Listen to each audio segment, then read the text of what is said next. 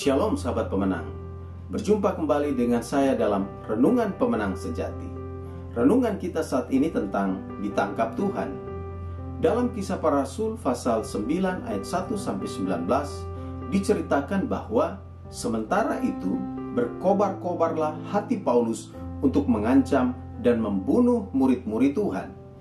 Ia meminta surat kuasa dari imam besar untuk dibawa kepada majelis-majelis Yahudi yang ada di Damsyik, supaya dengan itu ia dapat memakainya untuk menangkap serta membunuh mereka yang mengikuti jalan Tuhan.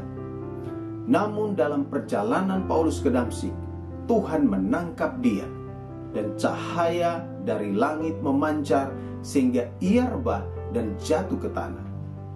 Mata Paulus tidak dapat melihat selama 3 hari, dan selama itu juga ia tidak makan dan tidak minum.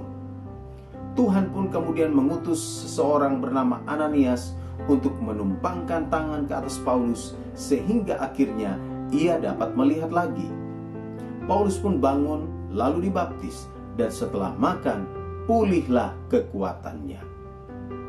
Jika hari ini kita menjadi percaya kepada Tuhan Yesus, kita harus bersyukur karena Dia telah menangkap kita dan menjadikan kita anak-anaknya. Jika Tuhan tidak menangkap kita, maka tentulah hidup kita akan terus dikuasai oleh dosa yang akhirnya akan membawa kita kepada kebinasaan.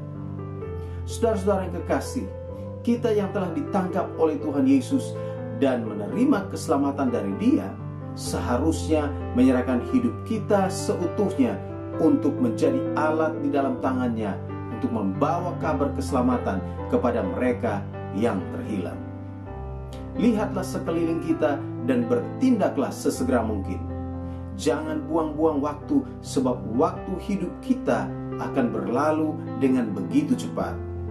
Lakukanlah segala sesuatu yang dapat kita lakukan agar mereka yang terhilang dapat mendengar berita keselamatan dari Tuhan Yesus, dan akhirnya mereka juga dapat menerima hidup yang kekal.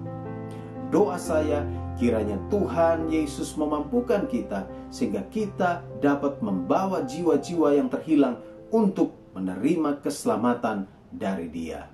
Tuhan Yesus memberkati. Salam pemenang sejati.